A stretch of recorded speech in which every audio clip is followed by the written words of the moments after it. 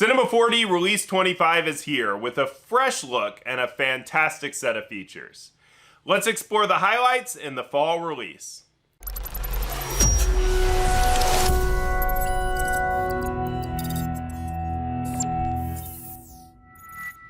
Cinema 4D R25 makes the best user interface even better.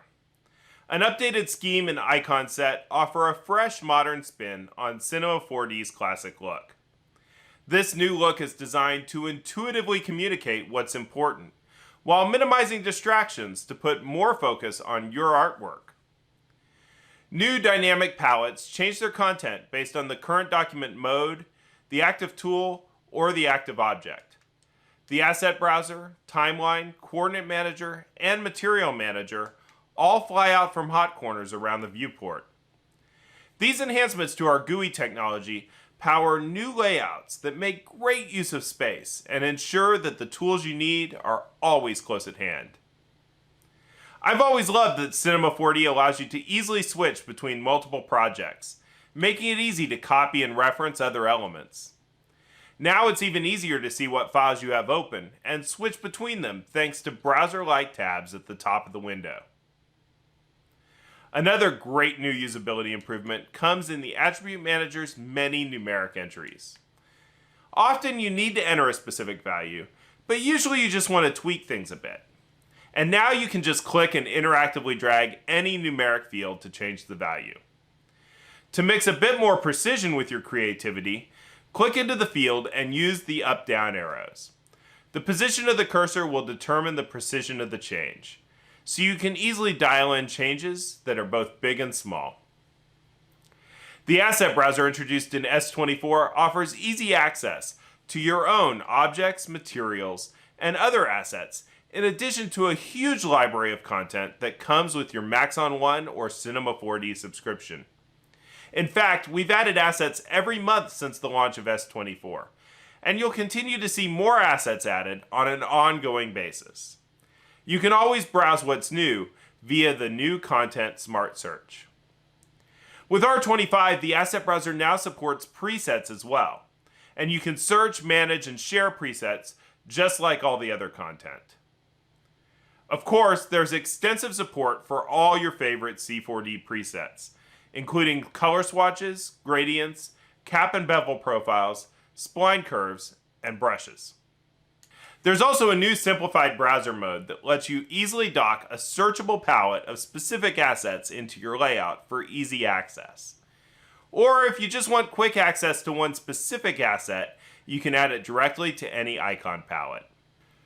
But the best part is the extensive new preset support for objects, tags, tools, and other elements with attributes. You can save multiple presets for these items and easily apply presets via a new dropdown in the Attribute Manager. Clicking this pops up a small searchable asset browser with bigger thumbnails, and you can click the crown icon to choose which preset should be applied by default. Logos and other vector art are at the heart of many 3D projects, and with Cinema 4D R25 you can natively import Illustrator, PDF, and SVG artwork. There's no need to resave files into legacy formats. Just drag the artwork into Cinema 4D. Layers, colors, stroke, and fill information are all imported, so you can use them when recreating the artwork in 3D. But it's really not necessary because transforming 2D art into 3D is easy thanks to the vector import object. You can choose how much extrusion should be added to each path and the distance between each path or each layer within the artwork. Filled paths are automatically extruded, and a sweep is applied to represent any strokes. Everything is assigned a color based on your original artwork, so you can simply apply a display color shader using Cinema 4D's standard materials or Redshift. It just takes a few clicks to turn any 2D design into 3D artwork. And if you need to make path-specific tweaks, simply activate the hierarchy mode, or you can always make the object editable to individually animate each element. We've continued to extend Cinema 4D's modern scene nodes core. But before I get into specifics, I want to talk about an exciting new option to tap into the flexibility and power of scene nodes while still taking advantage of the features and familiarity of classic Cinema 4D. When we introduced the Scene Manager in S24, there was a lot of excitement around combining the power of the new Scene Nodes core with the creative and intuitive workflow of Cinema 4D's classic Object Manager. And that's still the goal. But as we saw the excitement around some of the capsule assets that we delivered with the Scene Manager, we realized there was another opportunity to make the power of Scene Nodes accessible now. In Cinema 4D R25, you can now use capsules directly in the Object Manager. Capsule primitives like the 7-segment display can be added directly and used just like any other object, while capsule objects can use hierarchy and the parameters you specified to do even more. And best of all, selection and geometry modifiers can be applied just like deformers to create some outstanding procedural geometry effects. You can even add scene node templates and double-click their icons to create independent node systems directly in classic Cinema 4D.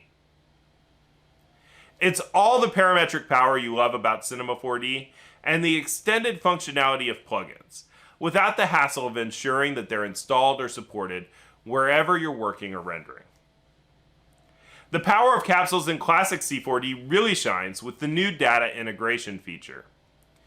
With the new import data node, you can load CSV files into scene nodes and use them to create and modify entire 3D scenes.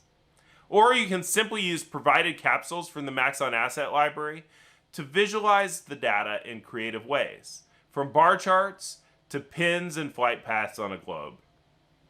This opens up powerful templating possibilities, especially combined with a new option to use a command line parameter within scene nodes.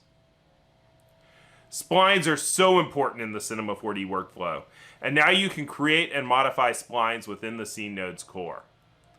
The spline primitive group allows the creation of new spline capsules, and a number of primitives are included, from C4D favorites like text, helix, and endside, to a few new additions like the segment, which makes it easy to create a simple line.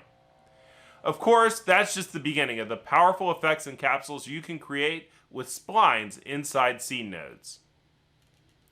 We've also made it easier to define parametric selections for geometry modifiers, thanks to a new selection parser. You can define a selection based on existing stored selection names, indices, or a combination of multiple selection sets. We've also added new options to distribute objects along a surface based on blue noise.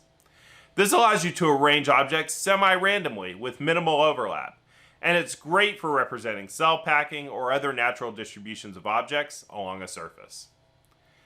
Finally, the track modifier tag makes it easy to tweak existing animation.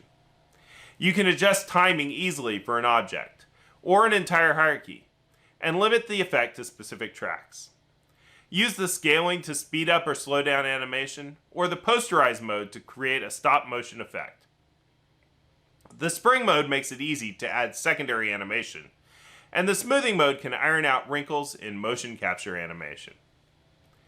In S24, we introduced new simplified render settings for Redshift users, and those have now rolled out to all supported DCCs. We're now continuing to make Redshift more intuitive in R25 with some tweaks to the interface of light objects. Even better, we've added an option to quickly convert C4D's lights into Redshift. Redshift users can enjoy these integration enhancements in addition to some of the great features released in recent months, including support for Mac Metal and M1 systems, OSL, OpenColor I/O, and ACES support, and improved dispersion and caustics. So that's a quick look at the highlights of Cinema 4D R25. But the best way to experience this fantastic new update is to download and try it yourself. R25 is available immediately in the Maxon app for both Maxon One and Cinema 4D subscribers.